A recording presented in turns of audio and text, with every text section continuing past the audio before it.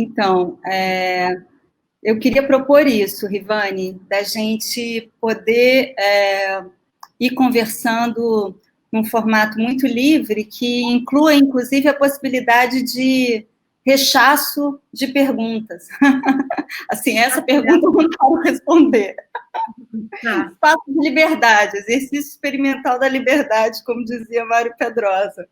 Né? A gente poder fazer essa conversa com uma liberdade total, né? Inclusive de pausar, enfim. Eu fiquei muito impressionada esses dias, revendo o material de trabalhos seus mais recentes, e especialmente do Caça ao Fantasma, né?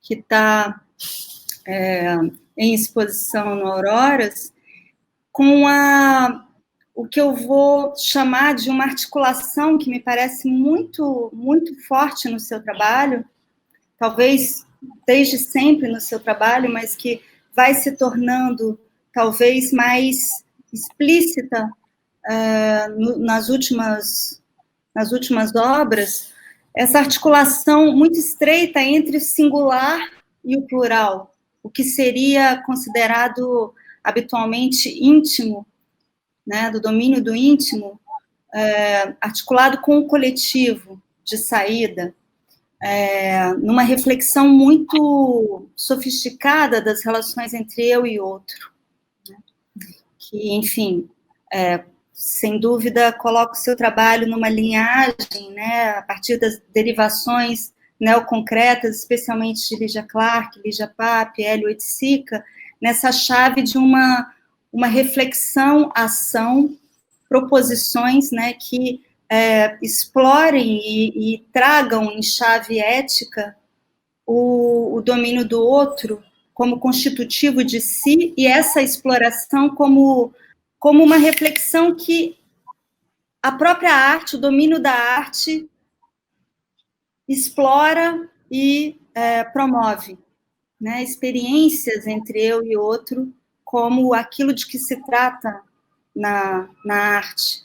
Queria te ouvir falar um pouco sobre essa dimensão ética, né, que me parece muito importante no seu trabalho, a partir do que a gente poderia formular com um Rimbaud como eu é um outro, né? Uhum. Como a própria poesia, dependendo dessa condição descentrada do eu no outro, né? Então, gostaria de te ouvir falar um pouco sobre essa ideia de eu é um outro. O interessante é que Rimbaud não diz eu sou um outro, mas eu é um outro. Ele coloca o eu no lugar da terceira pessoa, né, do singular, e desse deslocamento do eu para o outro no seu trabalho, e especialmente no Caça ao Fantasma. Eu acho que o outro, ele entra muito bem lá atrás, no começo, no trabalho que eu mostrei na Bienal de São Paulo, do Paulo Reckenhoff, o Trabalho dos Dias. Ele entra ali como um sujeito meio desavisado, dando uma colaboração da qual ele não tinha consciência, entre aspas, ou para a qual ele não foi convidado formalmente.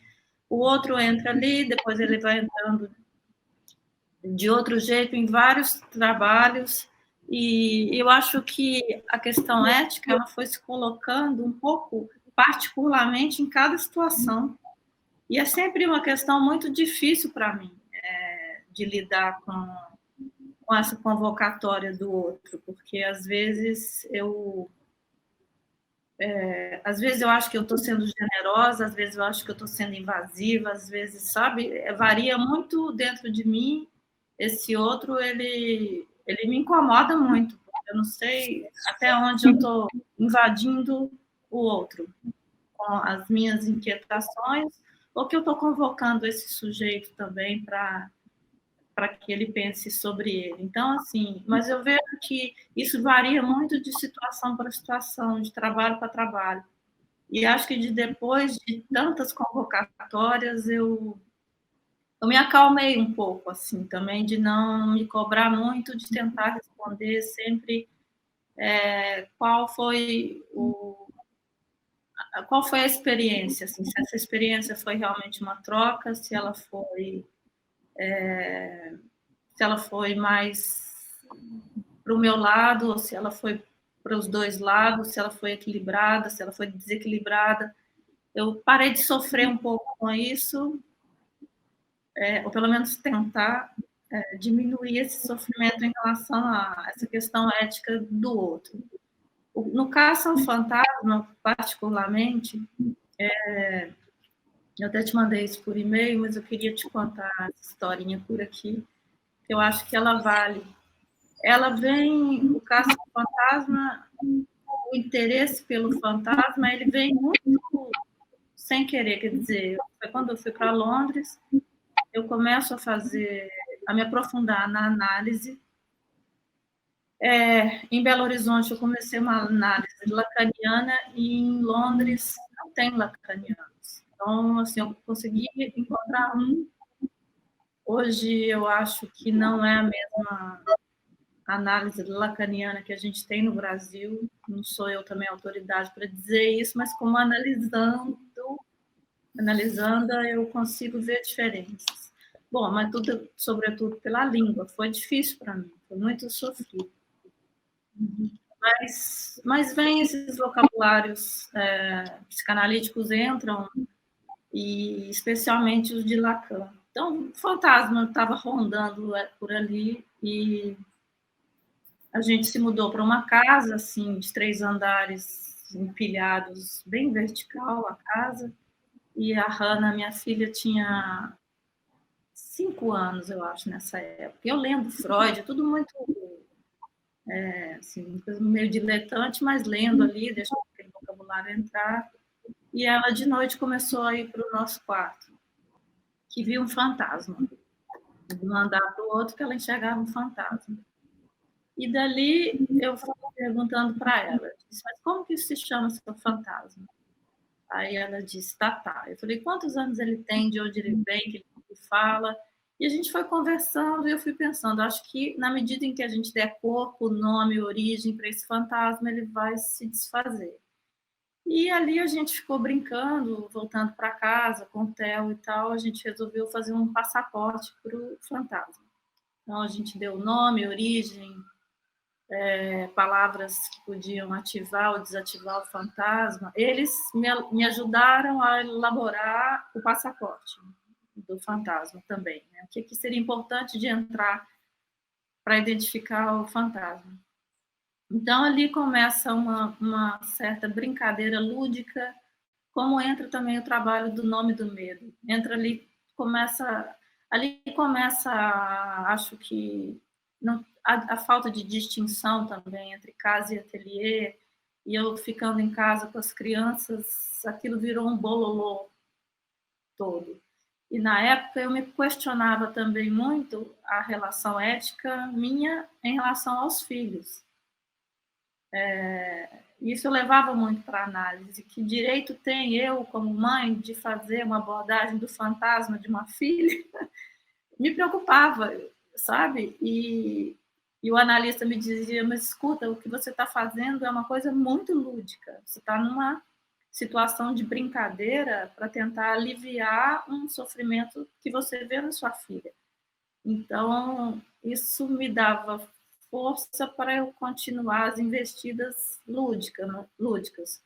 Mas eu nunca me deixei de perguntar sobre isso, essa questão ética, a do medo também, sabe? Também de levar o medo deles para o espaço público e tal. Chegando no Brasil, eu fiz a oficina do fantasma no MASP, mas aí já era uma coisa de workshop, com autorização das crianças e tal, já era a relação ética, de certa maneira, ela era intermediada por um espaço institucional. e depois resolvi retomar fazendo esses trabalhos, e aí a convocatória já foi um pouco na base do afeto com os amigos, que, na verdade, sempre permeia todos os trabalhos, o afeto, ao final das contas, parece ser o elemento mais fundamental para mim em relação à ética. Eu acho que quando você usa a expressão convocatória do outro, é muito interessante porque traz uma dubiedade. Tanto você pode estar convocando o outro, a convocatória pode dizer respeito a isso, quanto você pode estar respondendo à convocação do outro, né? A convocatória que o outro te faz. Eu acho que a dimensão ética implicada nisso talvez possa ser vista justamente como o seu modo de receber e fazer algo com essa convocatória que vem do outro, né? Talvez nessa história, que é uma história sua de vida como mãe com a Hannah, né? Eu acho que talvez a gente possa pensar que tem uma convocatória da Hannah. Então, não penso as questões éticas, assim, o que eu estava querendo te provocar a falar não era no sentido do que seria conveniente ou não, porque eu acho que justamente você já traz no seu trabalho essa chave que dá o protagonismo para o outro. E, portanto, já desloca de saída e torna secundária, se não inexistente, a questão de um possível uso do outro pela arte, mas que é sempre, claro, uma questão importante de ter no horizonte, na medida em que, acho que você percebe bem na sua fala, a relação com o outro não é idílica, né? Não basta falar de uma convocação ou de um convite ao outro como se isso consistisse num encontro pacífico e bem-aventurado, né?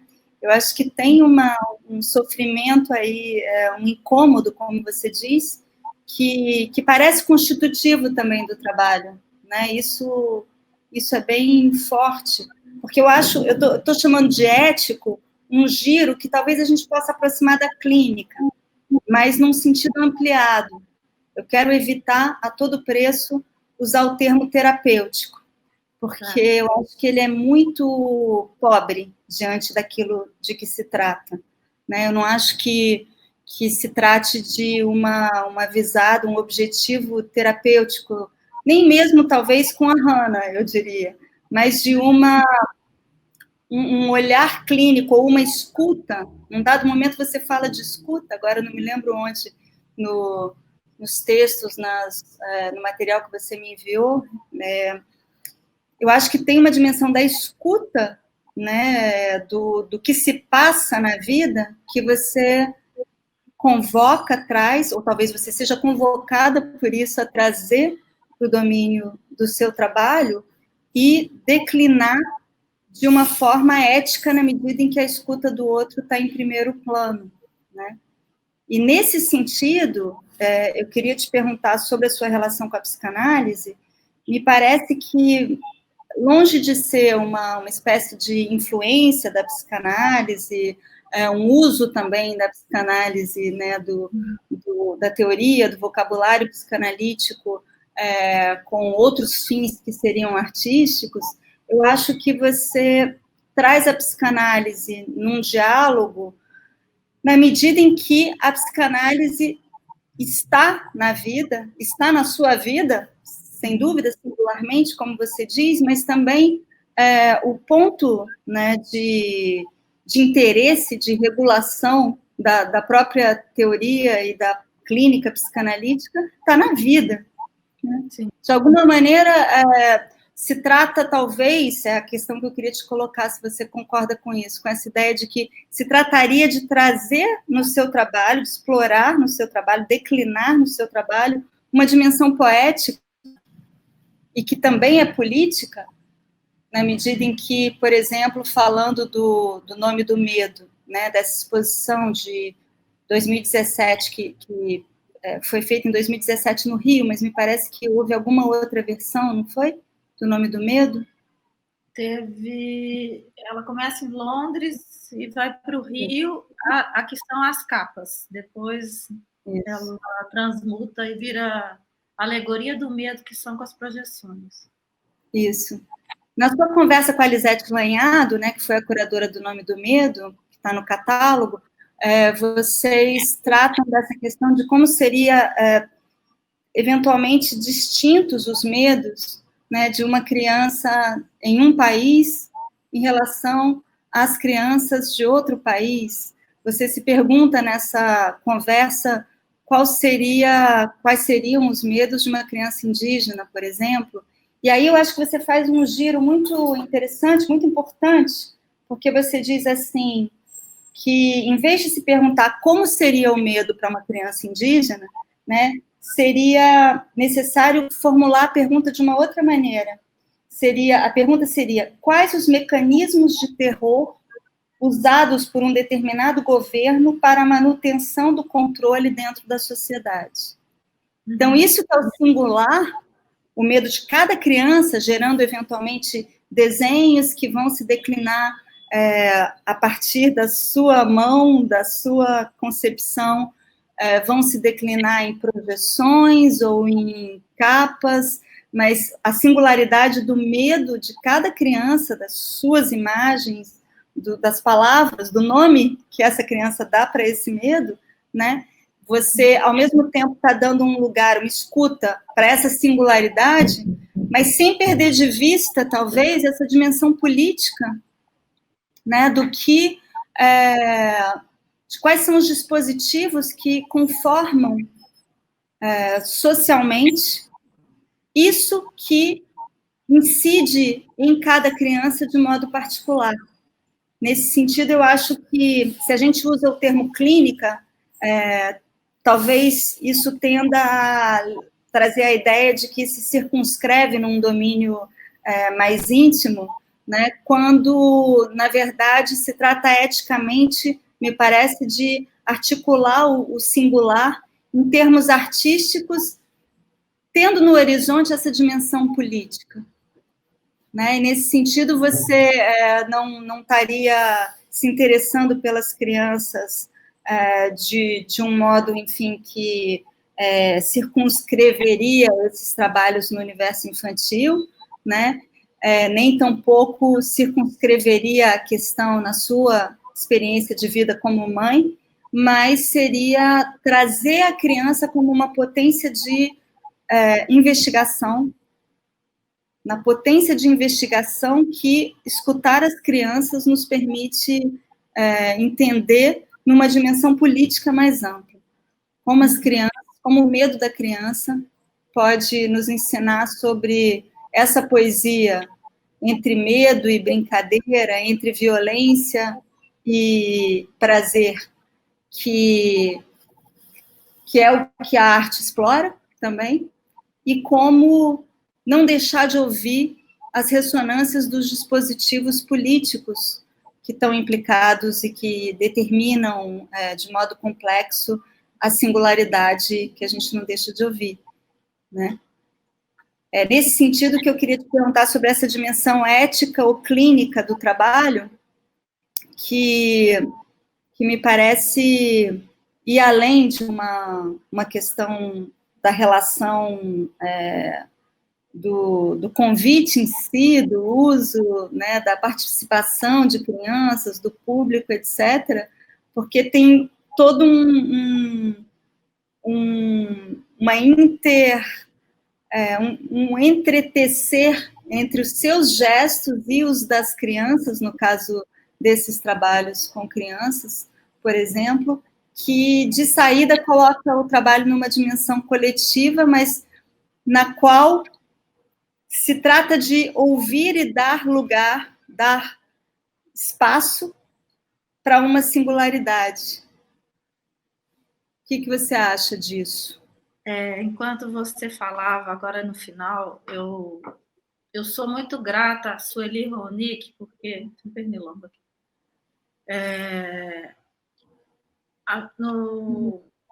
Em 2000, se eu lembro bem, acho que foi em 2000, eu fui convidada por um programa de arte e residência na Bahia, E era um programa muito ambicioso, que na época não era comum. Era uma curadora canadense, Frances Moran, ela convidou artistas do mundo inteiro para fazerem projetos com as crianças do Projeto Axé. E ela me convidou, acho que os mais novos, na época eu era muito jovem, era eu e Marep, acho que eram os mais jovens. E tinha o Tunga, tinha Janine Antoni, tinha Rickwood, e a gente tinha que trabalhar com alguma unidade do Projeto Axé, escolhendo entre crianças e adolescentes.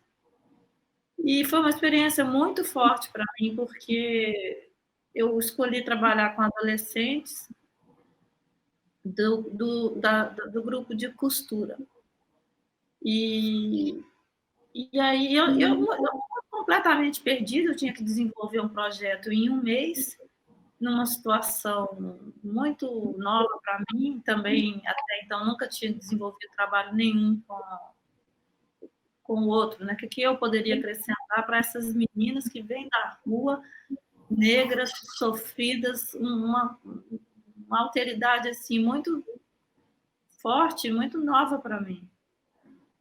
E eu fui ficando muito irritada, porque eu tinha que desenvolver um trabalho que teria que necessariamente ter um produto para a exposição. E aquilo criou um problema enorme para mim. Eu sofri muito com esse processo todo e comecei muito erraticamente com elas. Eu falei, olha, eu não sei o que eu vou fazer. A gente começou a trabalhar a identidade, cor de pele, bonecos, sonhos, e fui. E fui com a experiência que elas me davam. E às vezes eu saía exausta de um dia assim com elas. A maioria era mulher, acho que talvez tivesse um adolescente. Mas e aquilo para mim é como se já bastasse, sabe? Eu achava que aquela troca era o trabalho e eu não tinha que apresentar nada. Mas bom, eu acabei formalizando de uma maneira ou outra, mas o que me salva foi a Sueli. Ela entende que aquela troca era o mais importante e que todo o ciclo que eu tinha desenvolvido com elas era o trabalho em si. E ela escreve um texto muito bonito que eu acho que eu retomo depois de sei lá quantos anos, retomo no trabalho do médico, já claro, com outra força, né? Assim, já tinha uma musculatura para lidar com a criança, para saber que também aquela experiência ela encerrava em si uma riqueza que também é o trabalho. Então, e aí a Lisete me ajuda a formular isso tudo de uma maneira mais precisa, inclusive da questão terapêutica, não é assim, olha, então é importante, a gente até pensou juntas que seria bonito desenvolver um pouco mais a longo prazo, não no sentido de cura ou de um processo psicanalítico, né, assim, que teria um começo, um meio, um fim, mesmo porque acho que isso não existe na psicanálise propriamente dito, mas que se talvez se fosse um projeto mais alongado, com um acompanhamento de um psicanalista, que a gente poderia estender o projeto, o nome do medo, em função da criança, mais especificamente. Mas, de toda maneira, tirando a dimensão política e do coletivo, a gente tinha que, né, tinha um trato individual para cada criança, e aí entra a capa nesse trabalho como quase um objeto transacional do Winnicott para levar como símbolo daquela experiência e que aquilo perdurasse para a criança. Então, acho que isso foi um jeito de tratar a parte singular da criança. Mas como você diz bem, isso não basta no trabalho, ele é muito complexo por isso. Então, aí tem a devolutiva para o coletivo, tem né, a parte também o que a criança faz de desenhos, né, como tirar essa infantilidade assim do do material dado pela criança. Bom, e aí eu acho que entra o Guto Carvalho Neto, o estilista, que eu acho que foi quem fez a grande mistura de tudo e consegue formalizar. E é outra subjetividade envolvida, né? Quer dizer, isso mexe muito com ele também, a criança que ele foi. Essa presença da criança, né? Ela, de fato, ela ficou muito forte nos últimos trabalhos, né, Rivane? Alegoria do Medo também, além do Nome do Medo, agora Caça ao Fantasma, tem essa série de oficinas que você faz com as crianças. Eu queria te pedir para falar um pouco sobre como, como se dão essas oficinas, como para você o contato com as crianças e a presença do traço, né, do gesto das crianças e no traço que, no caso do Caça ao Fantasma, por exemplo, é trazido na exposição como tal, né, o traço, só que também com um dispositivo de descoberta e acompanhamento disso que envolve o outro, né? Queria que você explicasse esse dispositivo do desenho no contexto da oficina e depois também essa chamada, essa convocatória de um outro para raspar essa tinta, essa camada de tinta sobre o desenho, e mais uma vez esse jogo eu e outro que conforma, né, o próprio trabalho. Então, a oficina do fantasma, que foi feita no MASP durante Histórias da Infância. E ali foram 2 dias, era um final de semana só, eu trabalhei com uma pedagoga, Penha Brant, e a gente traçou uma série de exercícios que remetiam ao fantasma, mas tudo muito livre, Tânia, eu não sei, assim, era o que era fantasma para mim na época. Hoje eu já entendo um pouco mais do que é o fantasma depois de mais contato com ele, eu diria assim. Né? Contatos às vezes, encontros às vezes bons, encontros às vezes maus, mas então a gente desenvolveu algumas atividades com as crianças, e dentre elas o caça ao fantasma. Então ali uma criança desenhava o mapa e tinha, eu estava até lendo um pouco um texto que você escreveu sobre a Lydia Clark, da questão do espaço para ela. E comecei a pensar isso em relação ao caça ao fantasma, porque eu parti do princípio que a criança, eu pedia para ela localizar o fantasma em algum espaço arquitetônico. E claro, bom, nem sempre está dentro de uma arquitetura, não é? O fantasma não necessariamente se encontra enquadrado numa arquitetura e nem todo mundo ali, mesmo com essa sugestão, não desenhou um espaço arquitetônico.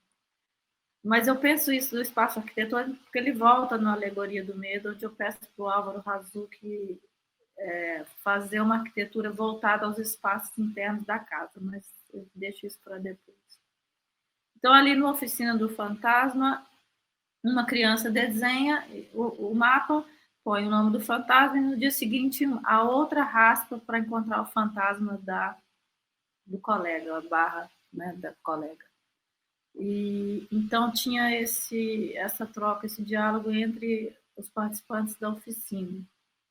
E depois, entre todas as atividades, no final, o que eu fiz para cada criança da oficina, e eu acho que isso é não é que, assim, diria, não é uma contrapartida num sentido meio burocrático de uma devolução. Aí eu fiz um dossiê para a criança com o passaporte do fantasma, caça ao fantasma, tudo que cada criança fez individualmente, eu fiz um dossiê. Como se talvez eu quisesse ter tido isso para mim, numa experiência de criança, talvez numa vida adulta, ter acesso a esse dossiê. totalmente desavisado de um fantasma. E então foi isso ali no MASP. E eu estava até voltando, foi engraçado porque eu retomei com a nossa conversa, retomei a oficina, retomei o fantasma da Hannah e vi que naquela época eu pedi para uma amiga escrever sobre o fantasma que ela via. E ela escreve uma carta para a Hannah. E eu mandei para a Hannah, falei assim, olha, naquela época que a gente brincou do fantasma, essa amiga escreveu uma carta e agora você tem idade de ler. E a Hannah veio muito emocionada, assim, entender o fantasma. Então, assim, eu acho que tudo gira, né? A coisa volta, a coisa vai bater em alguma hora. Então, eu acredito muito nisso, que talvez essa potência transformadora, ela exista em alguma ocasião também, que não necessariamente precise ser aquela que aconteceu naquela oficina ou naquele tempo, mas ela pode voltar depois, de alguma outra maneira também, que eu também desconheço. Eu acho que é curioso que você fale num sentimento de culpa em relação a esse trabalho com crianças, porque me parece justamente que se tem uma dimensão de investigação, acho que tem uma investigação mesmo, de como se constitui a subjetividade, como alguém se constitui, né? Não é algo, digamos, pontual, pensar o fantasma ou o medo, né? É como uma espécie de retrato da criança, um retrato psíquico da criança, que você faz nesses dossiês, né? E claro que tem um valor de intervenção nisso também, que eu acho que a gente tem que evitar chamar de terapêutico, porque seria trazer um utilitarismo, trazer uma função do trabalho que eu acho absolutamente contrária ao espírito do trabalho. Mas, sem dúvida, né, se trata de um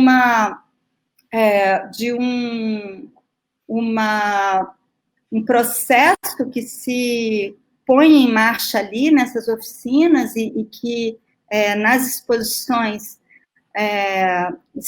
estão presentes, essas oficinas estão presentes nas obras da exposição, como se as obras tivessem investidas desses acontecimentos, dessa singularidade que surge ali, mas sempre num jogo com o outro.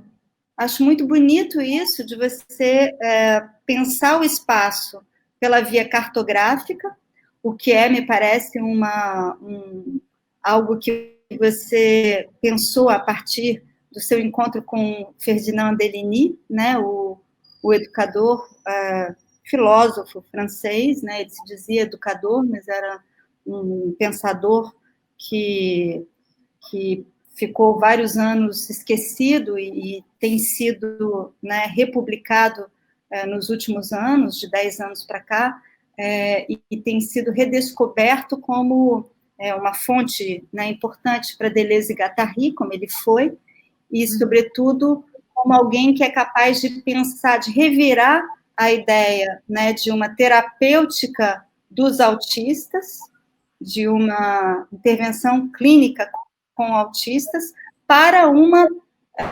transformação da própria realidade em função do autismo. Quer dizer, Deligny trabalhou muitos anos com autistas graves, crianças e adolescentes, né? Eu acho que o seu trabalho dialoga com ele a partir de um determinado momento, quando você o encontra. Quero que você fale um pouco mais sobre isso, mas o que ele dizia é que uma criança, um adolescente autista, é impossível curá-lo, adaptá-lo à realidade. O que tem que ser feito, então, é nada menos do que transformar a realidade em função dessa singularidade, né? Dessa criança, desse adolescente. E a prática cartográfica, os mapas, entram nessa proposta maior como uma espécie de investigação a respeito desses sujeitos, que não são sujeitos no sentido, né, da filosofia moderna, que negam a formulação descartiana de penso, logo sou. Né? São crianças que não têm acesso à linguagem, são autistas graves que estão com Deligny nessas áreas de convivência, onde eles viviam, né, com as chamadas presenças próximas, adultos que não eram não eram profissionais psicólogos ou psiquiatras, mas que estavam ali vivendo essa experiência com as crianças, né, na década de 60, 70. E são essas presenças próximas que fazem os mapas dos deslocamentos das crianças e dos adolescentes como uma espécie de investigação desse sujeito que não faz ele próprio o seu mapa, que não fala, não se coloca como agente da sua ação, e por isso Deligny fala de agir e agires em vez de ação, né? E então, no espaço, por esses traços que são os caminhos que são feitos por essas crianças e adolescentes, e os gestos que eles fazem, é que se situa nesses mapas, que são desenhos, né, também, a gente pode conceber, é que, de alguma maneira, estão essas singularidades, para não usar o termo sujeito. Né? Então, no desenho está essa singularidade, né, que está sendo tomada de forma ética por Deligny, e, portanto, para que ela se apresente como desenho, como mapa, é necessário um outro que trace esse mapa. Não é a própria criança ou adolescente que o faz. Eu acho que tem esse jogo no seu procedimento, né? Quando uma criança anda pelo espaço, né? No MASP, por exemplo, numa proposta que você fez também como projeto para as ativações da exposição Lugares do Delírio, né, no Sesc Pompeia, a ideia é que uma criança esteja vendada e caminhe pelo espaço institucional, enquanto outra faz o mapa dessa criança, né, e elas estão acompanhadas por um adulto, né, e na Casa Fantasma é uma outra criança também que tem que descobrir, revelar esse traçado que foi feito anteriormente, né? Tem uma implicação de um outro que tira do domínio individual essa ideia de uma terapêutica, né? Para fazer disso, que é o próprio surgimento, se a gente quiser, da singularidade no mundo, né? Nas linhas de força do mundo, uma empresa, uma aventura que se dá a dois ou a três, né? E eu acho que você traz isso de uma maneira que tem um investimento afetivo, além de intelectual e poético, muito, muito grande, né? Você falou agora há pouco, comentando outra coisa, você falou de uma investida, né? Tem um investimento nessa investigação. Não se trata de uma investigação de um cientista, de um pensador que se coloca fora da situação que se trata de entender, de formalizar, de conhecer, mas se trata de uma presença sua, uma intervenção, né, que é uma verdadeira aventura conjunta, né? Nesse sentido, quando você fala na conversa com Lisete que te interessa muito os traços das crianças, os desenhos das crianças, eu acho que tem uma verdadeira... você dá lugar às crianças no trabalho, de tal maneira que talvez se possa falar mesmo de uma colaboração também no sentido artístico, sem dúvida, mas, sobretudo, de pensar a singularidade como algo que se dá entre nós, portanto, distinta do que seria a identidade de uma criança, por exemplo, com o seu dossiê. Né? O fantasma, nesse sentido, sentido seria, ele implicaria mais de um? Não se trataria do fantasma de alguém, mas de explorá-lo nessa relação que é com o outro, se faz no campo do outro, necessariamente? Não, é muito interessante, porque, né, o outro é o que vai constituir o sujeito, eu entendo. Não, eu acho muito bem colocado isso, tudo que você falou. Sou muito grata a você por ter me chamado para fazer a oficina lá do Deligny, né? Foi muito bonito ter visto aquele conjunto na sua exposição. Não me lembro de ter visto tantos desenhos juntos. Eu não sei se na Bienal do Moacir, não estou lembrando bem, mas também acho que ali eu já tinha lido um pouco mais, e você explicou para mim também sobre os desenhos, e realmente ele transforma, né, ele dá essa torção na realidade. Em relação ao... Então, bom, aí pensando nisso, o adulto traçava o caminho da criança, eu pensei, bom, vamos então deixar que a criança trace o percurso da outra criança. E eu acho que essa multiplicidade de outros, ele parece até um pouco paradoxal, né? Que como é que mantém uma singularidade com tanta multiplicidade de tantos outros juntos, ainda assim há de haver uma singularidade que também traz um coletivo e um social. Acho que tem o nome do medo, eu acho que combina todos esses elementos. O Caça ao Fantasma, eu acho que quando ele absorve esses outros, eu acho que ele fala um pouco daquele Arthur, os estados inumeráveis do ser. Eu sempre troco essa frase. Não é? Os inumeráveis. Isso, estados inumeráveis. O ser tem estados inumeráveis cada vez mais perigosos. Cada vez mais sempre perigosos. Isso, da Silveira. Então, eu acho que o Caça ao Fantasma, ele traz esse outro, mas ele traz esses vários outros, porque ele está acessando o mesmo fantasma. Né? São vários outros acessando o fantasma, mas é o mesmo fantasma. Então, eu acho que, para mim, pelo menos, ele traz essa ideia também de o eu como sendo vários eus ao longo da vida. O eu é um outros, o eu são uns outros.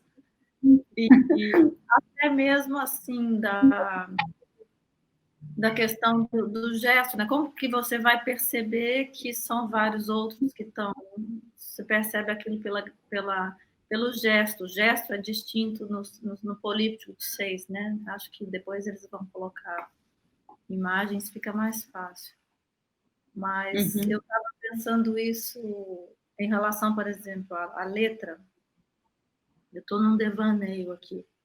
Eu estava vendo a letra da Hannah aqui também, para a criança sempre traz nessa identificação que não tem jeito da gente não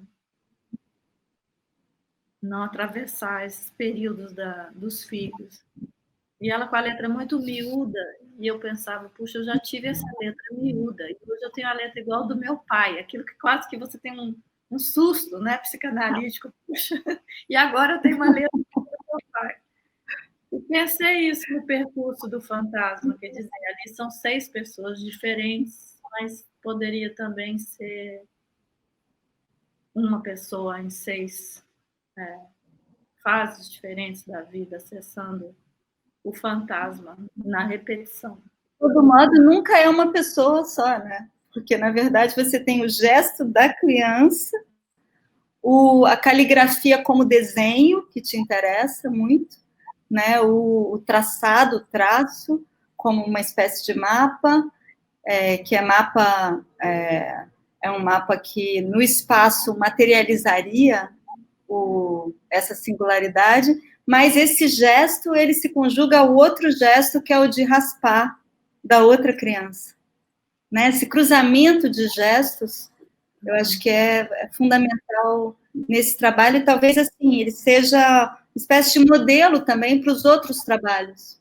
Tem sempre um cruzamento de gestos, é nessa medida que eu estava falando de uma relação, uma exploração ética da relação eu-outro, né? O fantasma não se trata, por mais que se possa, assim, numa compreensão psicologizante que reduz a proposta de Lacan com o termo fantasma, se poderia pensar no fantasma como essa narrativa mínima, essa espécie de cena que dá um lugar para o sujeito no mundo, né?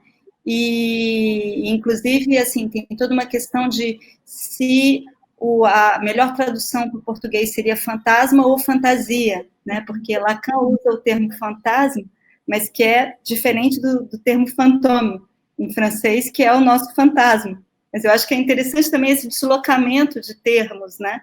Porque o fantasma, essas fantasias, tal como você as trabalha com as crianças, né? E alguns adultos que colaboram com você nesses trabalhos, essa fantasia, ela se reveste mais de um caráter mesmo do que ficar ali rondando como um fantasma, né? Tem deslocamentos que você faz com o léxico, com o vocabulário psicanalítico, mas que eu acho que forma um léxico próprio seu num diálogo que é uma apropriação, né, de alguns termos psicanalíticos. Mas aí, o que você, eu acho, explora e devolve para a psicanálise com muita propriedade, de uma maneira muito sofisticada, trazendo de volta para a vida, né, a teoria psicanalítica, de modo experimental, assim como, né, ainda, como eu dizia há pouco, citando Mário Pedrosa, se a arte é o exercício experimental da liberdade, né, você traz de volta para a vida, pela arte, com a arte, a psicanálise, a teoria psicanalítica, que vem da vida, que só quer, né, manter o contato com a vida, que tem como seu ponto fundamental a clínica, e é isso que a diferencia de qualquer sistema filosófico, né? Freud diz que com cada paciente é necessário reinventar a teoria, né? Não se trata de aplicar a teoria. Então, você vivifica a teoria de uma maneira que talvez até possa ensinar a teoria. Eu acho que você traz muito claramente essa ideia de que o fantasma, ele é uma espécie de cruzamento de traços, de narrativa cruzada também, né, de caminhos, é algo que se dá no espaço, né, e que implica em trajetórias, em trajetos, nesse diálogo com Deligny, talvez com Lygia Clark também, né, com toda a questão espacial que Lygia traz, e outros artistas na arte brasileira também exploram, né? Mas eu acho que você declina essa questão narrativa de uma forma espacial e formal, entre aspas, como traço e como letra, o traço e a letra, a criança escrevendo fantasma, que é muito forte, muito, muito interessante, né? E que, curiosamente, em outros trabalhos e outras exposições, né, voltam para a figura, aliás, nas próprias oficinas, né, você chega a fazer cadáveres esquisitos, ou cadáveres deliciosos, né, um procedimento que foi muito usado pelos surrealistas, né, na década de 20 já, e você traz esse desenho coletivo, né, você explora essa dimensão também na construção de imagens, além das capas e dos próprios medos desenhados, você também tem esse desenho coletivo, mas que é um coletivo que se dá pelo desconhecimento do que o outro desenhou, né? Cada um desenha uma parte sem ver as outras partes desenhadas por outros, uma espécie de colagem que faz ali o coletivo, né? Que ideia de coletivo e que implicação política você acha que as oficinas e as exposições mostram, trazem, constroem, talvez? Como pensar isso a partir dessa experiência toda que você teve até agora com as oficinas e as exposições que elas geraram? Como você pensa que o seu trabalho propõe uma ideia de coletivo? A gente pode dizer que há uma proposta de coletividade, o que é uma questão urgente do nosso tempo, eu acho. Né? Eu fico muito intrigada com a frase "o inconsciente é a política", do Lacan. E, às vezes, eu acho que isso, na verdade, foi uma percepção do Leimert. Eu chamei ele para uma conversa numa exposição que eu fiz na Forte da Loja Gabriel. Não sei se você chegou a ver sobre o alienista. Não, eu não pude ver. Queria que você falasse dela depois. Foi logo... Como é que é? Acho que foi logo um pouco antes do Bolsonaro. Foi naquela tensão, primeiro e segundo turno. Eu fiz uma obra que chamava O Alienista, e eram uns bonecos de papier-mâché. E foi um trabalho muito exasperado, assim. Aquele momento foi pura exasperação, né? Quem tinha consciência política do que viria a ser o país que a gente está sofrendo hoje vivia numa exasperação profunda. E esse trabalho vem nesse viés de pura afecção. E o Leimert, numa conversa, ele fala assim: eu acho que o seu inconsciente opera através do seu trabalho. E eu fiquei muito intrigada com isso, assim, dizendo, poxa, então ele faz a operação através de mim. E eu fiquei feliz, não é assim, poxa, se eu posso fazer isso, que bom. Então, me sirvo para alguma coisa, porque isso foi, né, a gente é atravessado de tantas coisas. Se eu for capaz de formalizar esse inconsciente de minha parte, e ele pode ser parte do coletivo, vai desembocar nessa consciência política, talvez. Mesmo trabalhos que não sejam dessa convocatória toda, dessa magnitude de agenciamentos tão complexos, igual O Nome do Medo. Então, quer dizer, eu espero que... Eu acho que esses com tantas camadas aí, eu acho que eles quase que se autoexplicam no sentido de onde vai desembocar no coletivo, porque eles também eles estão ali para ainda serem vivenciados. No caso do Nome do Medo e a Alegoria do Medo, eles só existem com a ativação do público e tal. Então, acho que isso está muito claro, que o coletivo foi feito no coletivo e que para o coletivo retorna. Agora, que os outras, que seja pintura, que seja outras linguagens, que traga esse inconsciente, que fale através da minha subjetividade, eu espero que isso aconteça em alguma medida também.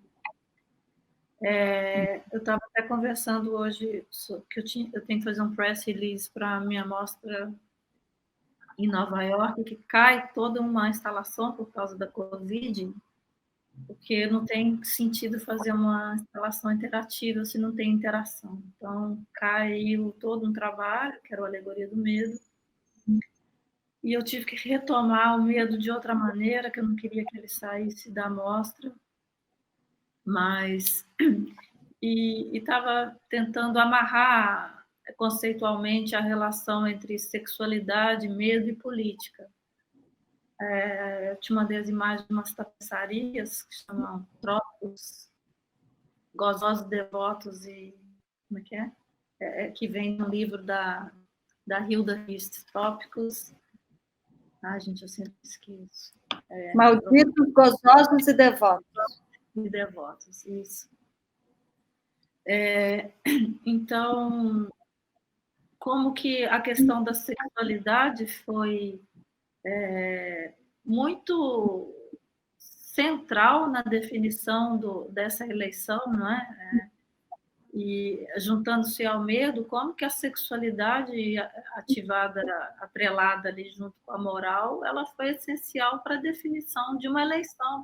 Quando eu falo isso para um estrangeiro, e a gente tem que explicar sobre a mamadeira de piroca, a pedofilia ligada aos esquerdistas, a gente conta isso porque a gente viveu isso. A gente viveu isso imageticamente, simbolicamente. De toda a ordem isso perpassou. Então, esse é um coletivo que afeta, a mim afetou meu corpo, é só essa questão política, né? Antes da Covid.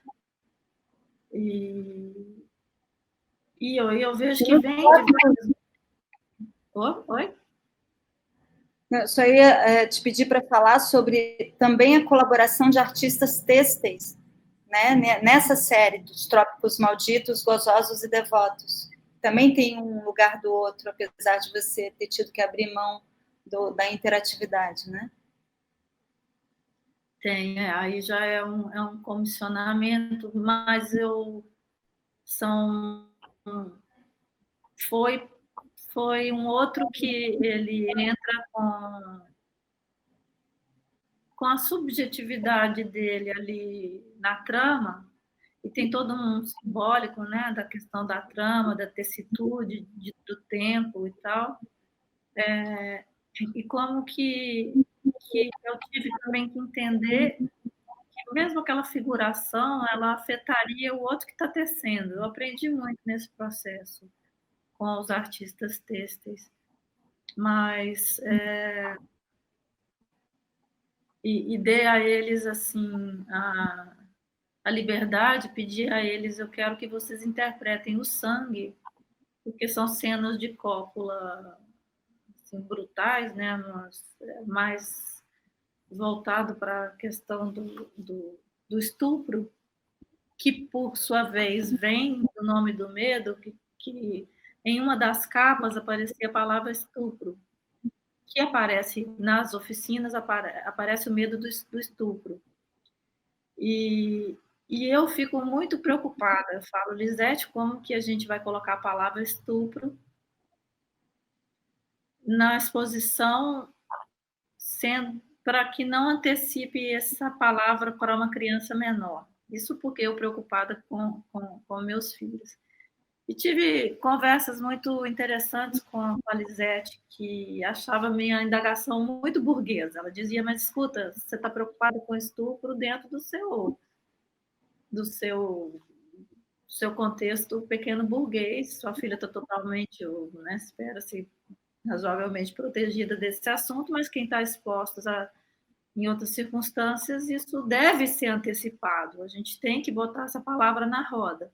Bom, acabou que a gente deu um jeito de colocar isso em uma das capas, e essa questão volta, mas ela volta já também imbuída nesse processo político, quer dizer, eu entendo também que a questão do estupro, ela está lá dentro da nossa história de colônia, né? Então, ela volta já enganchada nesse viés histórico-político do país. Uhum. Sim. É muito interessante essa ideia trazida pelo Leimert do inconsciente em operação, né? Através de você, se eu entendi bem, esse inconsciente, então, ele seria não o atributo, né, de alguém, ele não pode ser tomado como uma posse de alguém, mas como uma força motriz, uma operação que se dá através de você, nos dispositivos que você concebe, nas proposições, né? E você fala dos trópicos malditos, gozosos e devotos como implicando uma trama que talvez seja o modo como o inconsciente opera. Nesse sentido, ele seria radicalmente político, né? Retomando Lacan. Se ele faz justamente a trama entre nós. Eu acho que você, com o traço, com a trama, de alguma maneira, as suas investidas nesses trabalhos apostam nessa formulação, né, de que algo se dá entre pessoas e que, por mais que a gente tenha, me parece, que evitar qualquer tipo de utilitarismo, funcionalismo, né, atribuído à arte, seria reduzir muitíssimos trabalhos, isso implica, em alguma medida, uma transformação, né, Rivane? A aposta numa transformação, em alguma possibilidade, não sei se dá para usar o termo emancipação, mas tem alguma ação que seria, que estaria no horizonte, né, uma ação no mundo que o trabalho realizaria, ainda que de maneira muito solta, como uma aposta, como uma proposição que não se sabe onde vai chegar, se vai ser aceita como convite ou não, mas tem uma dimensão transformadora inerente ao trabalho, não? Tânia, começou a ter uma transformação climática aqui agora, que de repente todas as janelas, está vindo um vento, eu acho que vem chuva, é porque eu tive até que ter o microfone e as janelas começaram a bater. Tem um fantasma.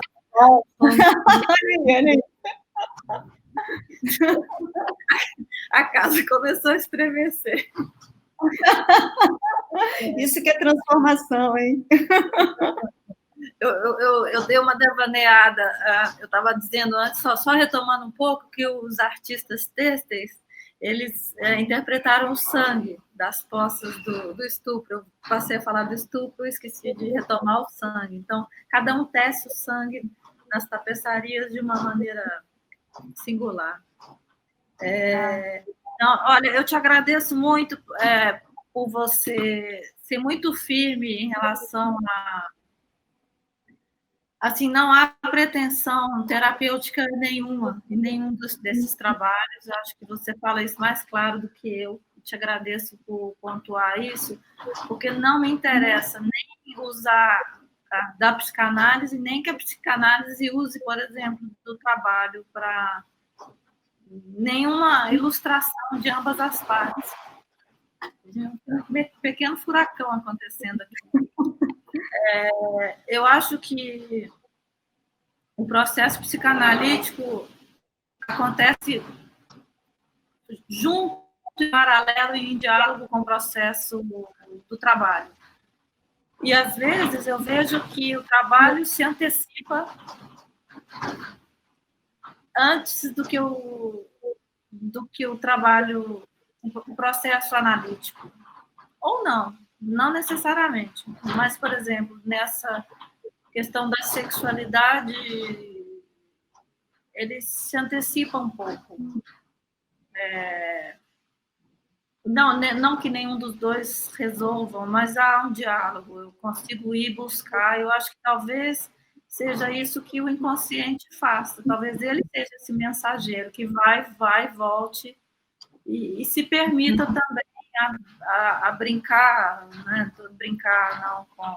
Eu achei lindo um termo que você usa, a travessura do fantasma, achei lindo isso. No texto você usa isso.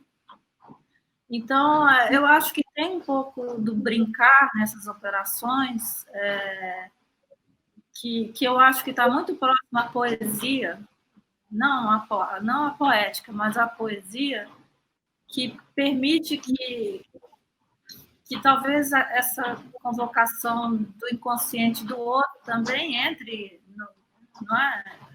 E o meu se prestando também, já que eu sou um outro, então que que entre eu mesma numa outra operação, comigo mesma.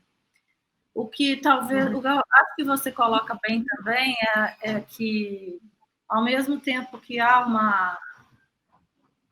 Apropriação é uma palavra pesada, mas não está me vindo outra. Uma apropriação de um outro, há também um distanciamento. Então, acho que é esse distanciamento que vai devolver para a questão do coletivo, né? Acho que é a partir daí que você deixa de ver o indivíduo como indivíduo e ele, o indivíduo, como parte de um todo maior, ao qual a gente está sujeito e a gente é parte, não é? Assim, a gente é atravessado pelo um governo fascista agora, e nisso eu retorno de novo ao Safak, uma aula linda que ele dá sobre a economia libidinal do fascismo, que eu achei assim uma aula brilhante, porque a gente entende que, né, a gente está nessa situação porque o inconsciente é a política, não é? Não seria de outra maneira, a gente não estaria nessa situação. Então, eu entendo também muito como que a psicanálise, para mim, claro, para muitas pessoas, é uma ferramenta para entender a questão política.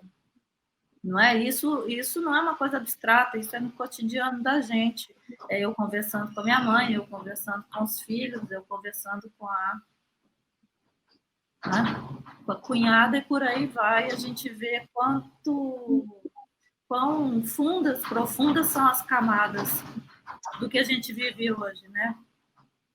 O que a gente tem que lutar contra todos os dias nas instâncias pessoais da gente, inclusive com aquela criança que a gente foi, não é? É uma batalha tudo isso. Né? Em alguma medida continua sendo, né? Continua sendo. Não deixa de ser. Não deixa de ser. Você acha que você fala em brincadeira e violência sendo agenciados no nome do medo, né? Talvez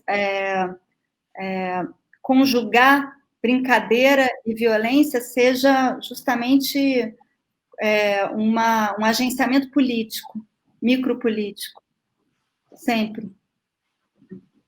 Nessa medida, será que a gente pode... Desculpa. Eu acho que essa contraposição lúdico, né, a brincadeira e a violência, mas também essa proximidade e distanciamento, porque é menos doloroso, não é? Acho que, claro, a gente está falando aqui do medo, do fantasma, né, do estupro, são temas pesados. E claro que não é assim, você dentro de uma clínica, tocando esses assuntos, você está cavocando um buraco a ser trabalhado junto num prazo bem dilatado. E enquanto eu tangencio questões problemáticas que vai tocar mais ou menos eu não sei como isso opera no outro, né, também não haveria de saber, mas sim com esse revestimento do lúdico e desse distanciamento. Uhum. A brincadeira, longe de ser aí uma forma de minimizar a violência, pode se tornar um convite, né, uma investida, uma aposta, né, na possibilidade de cada um transformar, brincando de maneira singular, né, a partir dos dispositivos que você traz, transformar a violência sofrida, a violência que a gente sofre, a qual estamos sujeitos, e principalmente, né, aqueles que são mais vulneráveis na nossa sociedade, né, especialmente hoje os indígenas e os pretos, que são, né, que estão tem um percentual muito maior de morte pela Covid do que os brancos, né? Talvez o brincar, ou seja, de alguma maneira fazer poesia com essa violência seja uma maneira de agir em relação a ela, deixar de estar apenas no lugar de assujeitados, de quem sofre a violência, né? Talvez a arte possa, em investidas como a sua, mostrar a sua força micropolítica, né, de convite a agenciamentos singulares frente ao que vivemos hoje, né? Acho que tem uma dimensão política nesse sentido forte, preciso. Eu me lembrei de uma charge, eu gostava muito dessa charge. Eu tenho gostado muito de charges ultimamente, porque tem um poder de síntese. E tinha uma que eu gostava muito, que era assim: e agora, o que a gente vai fazer, né, perante tanta barbárie? E aí o outro respondia assim: poesia. Eles não suportam poesia. Isso. Não é isso. E uma pergunta também do Safatli, que era: como é que a gente pode, né, quais significantes, quais enunciados que a gente pode colocar no mundo que seja capaz de revolucionar? Não é assim, qual o ruído? Aí eu penso muito sobre isso, qual o ruído tão inusitado? Eu tenho pensado que isso é importante de fazer, né? Ruídos que te tiram do lugar, porque a gente está perdendo a capacidade, né, do simbólico. Eu fico vendo assim, a cada dia, eu não sei como que vocês veem isso, os psicanalistas, mas eu vejo eles atacam o simbólico de maneira muito brutal, não é? Todo dia a gente é atacado nesse sentido. E eu fico me perguntando, né, uma decomposição, uma destruição tamanha do simbólico, que vai restar qual povo? Qual noção de povo vai restar se continuar nessa toada? Claro, eu vejo que a resistência é grande no simbólico, mas isso vai custar vidas, isso vai custar muita destruição para construir de novo esse campo aí. Sem dúvida. E talvez, em alguma medida, seja irreversível, mas eu acredito, eu acho que a gente tem que acreditar e tem que se implicar nessa aposta na poesia, uma poesia ativa, né? Uma poesia capaz de tentar, humildemente, transformar alguma coisa. Pequenas torções, né, Tânia?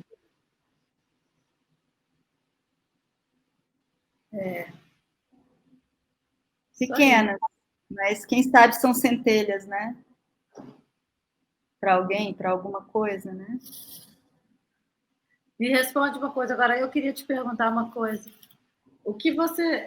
Eu queria entender quando você fala a fantasia é a travessia. Bom, você está falando tudo dentro do trabalho da Lígia Clark e tal. E você fala a fantasia é a travessia. Pode estar naquela categoria, não quero responder, que a gente combinou antes. Não, eu estou pensando que o seu trabalho relança essa ideia de uma maneira muito mais interessante do que eu trato nesse texto que está no Avesso do Imaginário, mas é um texto que deve ser de 2007, se não me engano. É um texto antigo para mim. Mas a ideia de travessia da fantasia, que é o que Lacan propõe, como o trabalho analítico faria, né? Ou travessia do fantasma, porque Lacan usa o termo fantasma, que é um termo que vem da psiquiatria francesa, que é usado habitualmente na psiquiatria francesa, né?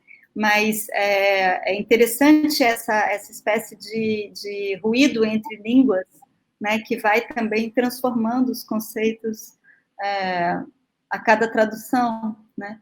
E aí a travessia do fantasma, ela é justamente um certo trajeto, ou trajetos múltiplos, né? São os mapas que você vem realizando, justamente, né? A caça ao fantasma é ao mesmo tempo que constrói o fantasma, o põe a circular por aí, né? O localiza, ainda que em movimento, no espaço. Essa aventura de caminhar com ele, né? Se algo se transforma, né? Essa é a aposta de uma análise, que é possível, diante dessas narrativas que às vezes parecem inelutáveis e impossíveis de transformar, essas narrativas que nos condicionam, porque justamente nos constituíram, né? Talvez diante dessas narrativas, como diz a Gisela no belo texto que ela fez de curadoria do Acauã e o Fantasma, talvez essas narrativas, elas explorem pontos de vista diferentes, né? De modo a nos fazer sair do lugar um pouco. Eu é um outro, já dizia Rimbaud, como condição da poesia, né? E esse deslocamento talvez seja isso, esse inconsciente em operação convidando outros a deslocamentos, né? Esses deslocamentos mínimos podem, essa é a aposta de uma análise, pode modificar minimamente a narrativa. Pelo menos nós podemos mudar o nosso ponto de vista dentro daquela cena. E isso muda tudo, na verdade, né? Porque cada narrativa se faz de um ponto de vista. Nem sempre é o do narrador, pode ser o do focalizador, mas, enfim, tem todo um jogo, né, de agenciamento dessa narrativa na qual nós somos muito mais ditos, falados, do que agentes que a constituem, né? A narrativa, o fantasma nos constitui, ele não é um atributo nosso, né? Mas lidar com essa possibilidade de transformação poética da narrativa, ou de jogo cênico, né, que explora outros pontos de vista, outros lugares para colocar a câmera, outros agenciamentos plásticos visuais, né? Isso parece ser uma espécie de investigação-ação em ato, transformadora, como os mapas de Deligny, né? Talvez, no fundo, todo o desenho, no fundo, ou na superfície, todo o desenho, toda obra de arte, eu penso, ao ver o seu trabalho com o fantasma, os seus trabalhos, talvez todo o trabalho artístico vise um pouco fazer um mapa capaz de nos localizar, de dizer, né, onde estamos, e fazer dessa localização o ponto de partida para uma ação no mundo, talvez. Então, de fato, a cartografia, o trajeto, o traço parece fundamental. Estou tentando justamente trazer o seu trabalho, como pensar a psicanálise a partir do seu trabalho, e não o contrário. Não trazer a psicanálise como ponto de partida para o seu trabalho, né? Porque eu acho que tem isso, que você traz uma declinação própria que convoca a psicanálise a se refazer, a refazer também alguns trajetos, né? Enfim, nossa, que bom conversar com você, uma conversa... Isso porque a gente nem chegou no desejo, né? A gente nem...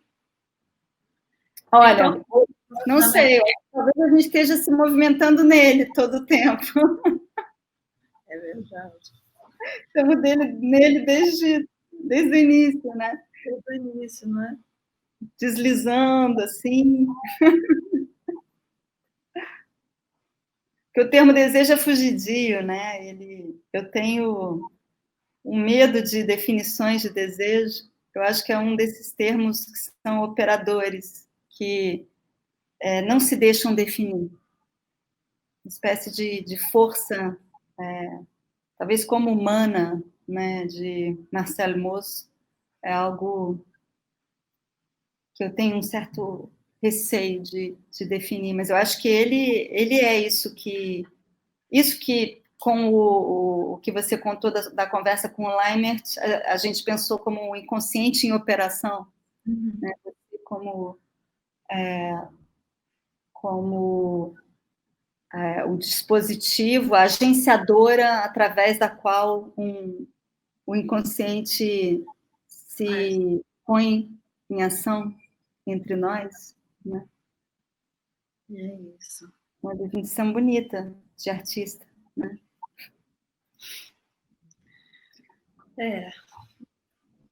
É isso, querida. Acho que... Muito bom, obrigada. Eu vou entrar numa aula sobre os sonhos agora.